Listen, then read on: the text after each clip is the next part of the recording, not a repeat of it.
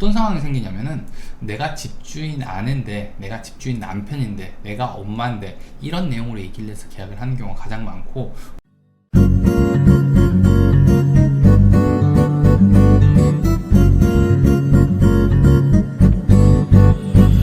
네, 안녕하세요, 버스너입니다. 오늘은 제가 부동산 사기를 당하지 않는 방법에 대해서 이야기를 해보려고 합니다.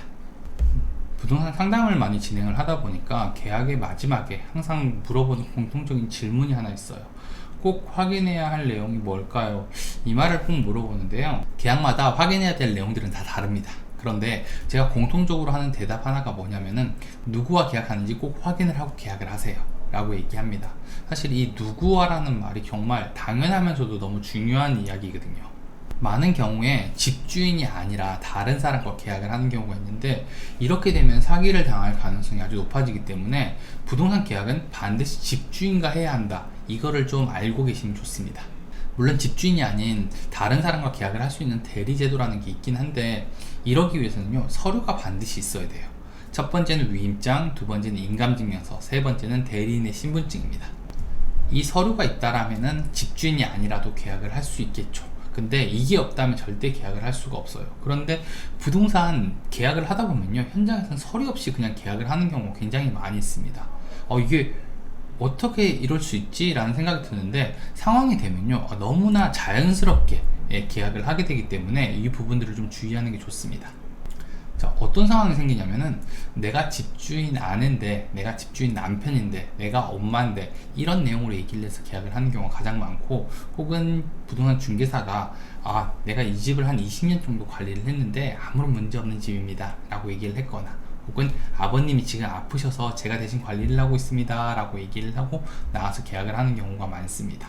우리가 이렇게 말을 들으면요, 그럴 수 있겠다, 이런 생각이 들어요. 그래서 계약을 하는 겁니다.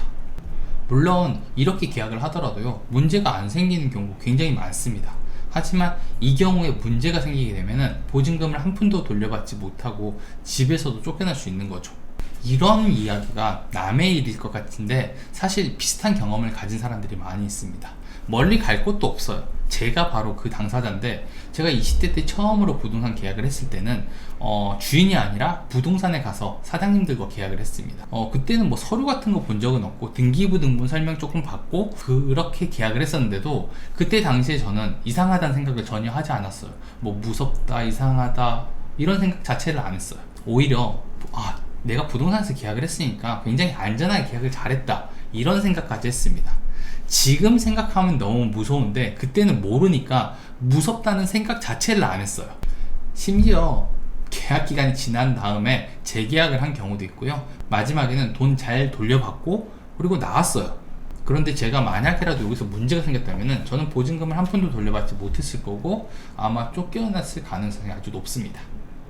이렇게 집주인이 아닌 사람과 계약을 하게 되면요, 집주인에게 우리가 책임을 지라고 얘기할 수가 없어요. 집주인도 또 다른 피해자이기 때문에 우리에게 보증금을 주지도 않고 나가라고 얘기를 할 거예요. 그래서 이렇게 계약을 하면 절대 안 됩니다. 그럼 사기를 안 당하려면 어떻게 계약을 해야 되는지 한번 보겠습니다.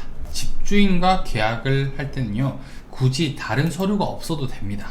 그리고 집주인의 신분증과 등기부등본상의 소유자 그리고 통장 명의자가 동일하다면 계약서를 쓰시면 되는데요, 이렇게 등기사항 증명서를 보시게 되면은 소유자가 나타나 있고요, 생년월일이 나와 있습니다. 신분증과 이 소유자가 일치하는지를 확인을 하고요, 그 다음에 신분증의 진위까지 확인을 하면 좋은데, 보통은 이건 못하는 경우가 많기 때문에 등기부등본상의 소유자와 그리고 신분증 그리고 통장 명의자가 동일하다고 하면은 계약을 하셔도 됩니다. 여기 좀 주의해야 될 게, 등기부등본상 소유자의 생년월일과 신분증상의 생년월일을 잘 확인을 해 보시는 게 좋습니다.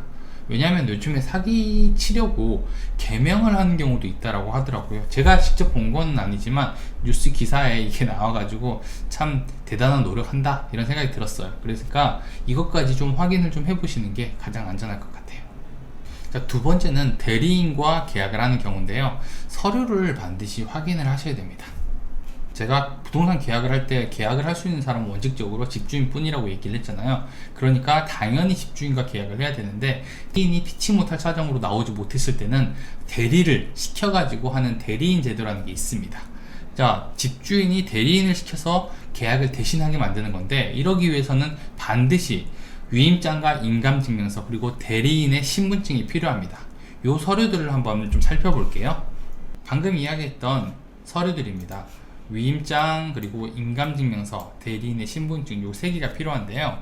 자, 등기부등본상의 소유자와 통장, 명의자는 반드시 확인을 해야 되고요. 요거는 기본이고, 거기에 추가로 위임장, 인감증명서, 대리인의 신분증까지 확인을 반드시 해야 됩니다. 자, 위임장에는 부동산의 소재지, 그리고 소유자의 이름, 연락처, 계약의 목적, 대리인의 이름과 주소가 나와 있어야 되고요. 주민등록번호와 계약의 모든 사항을 위임한다는 내용, 연, 월, 일, 그리고 위임인의 인감이 날인되어 있어야 됩니다. 요것들이 모두 들어가 있는 서류여야 되고요. 위임장은 반드시 본인이 작성을 해야 됩니다. 자, 두 번째 인감증명서는요, 본인 신청에 의한 인감증명서여야 됩니다. 대리인이 신청한 서류를 보는 게 아니라 본인의 신청에 의해서 발급된 인감증명서여야 되고, 마지막으로 대리인의 신분증까지 확인을 해야 됩니다. 여기서 좀 중요한 게 뭐냐면은, 이 인감증명서에 나와 있는 인감, 도장이겠죠? 도장과 위임장에 나와 있는 이 인감이 똑같아야 돼요. 그래야지 내가 못 가는 대신에 인감증명서를 대신 보낸다, 그리고 이 위임장은 내가 썼다, 이 증빙이 되기 때문에 반드시 이 도장과 이 도장이 일치해야 됩니다. 이렇게 되면 우리는 안전하게 계약을 했다라고 할 수 있는데, 부동산 계약에서 생길 수 있는 문제들은 굉장히 많이 있습니다. 그런데 가장 큰 문제는 계약을 할 자격이 없는 사람과 계약을 한 경우에요. 이럴 때는 보호 자체가 되지 않습니다. 그리고 이거를 부동산 사기라고 부릅니다. 그래서 반드시 집주인과 계약을 하거나 혹은 대리인의 서류를 반드시 보고 확인을 해야 되고요. 만약에 계약을 하러 갔는데 중개사가 나랑 계약을 하면 된다, 혹은 집주인이 아니라 가족들이 나와서 나와 계약하면 된다라고 얘기하면요, 당연히 그러면 집주인과 계약할 수 있는 시간을 다시 잡아주세요 라고 얘기를 하고 계약 시간을 변경하거나 혹은 그냥 안 하시는 게 가장 좋은 방법입니다. 절대로 가족관계 증명서랑 주민등록 등본을 보고요, 계약을 하시면 안 돼요. 우리가 생각하는 가족이랑 다른 형태의 가족들이 굉장히 많이 있습니다. 인연을 끊고 안 보는 사람도 있고, 혹은 원수지간인 가족들도 많이 있어요. 그러니까 나와 엄마의 관계, 나와 아빠의 관계가 동일할 거다, 이렇게 생각을 하지 말고 반드시 서류를 확인을 하고 계약을 하는 게 안전합니다. 누군가를 믿고 계약하기보다는 반드시 서류를 확인하고 계약을 하시는 게 좋고요. 제가 오늘 준비한 내용은 여기까지입니다. 전 다음번에 조금 더 재밌는 내용으로 찾아오도록 하겠습니다. 구독과 좋아요, 알림 설정 꼭 해주시고요. 감사합니다. 저는 버튼홍이었습니다.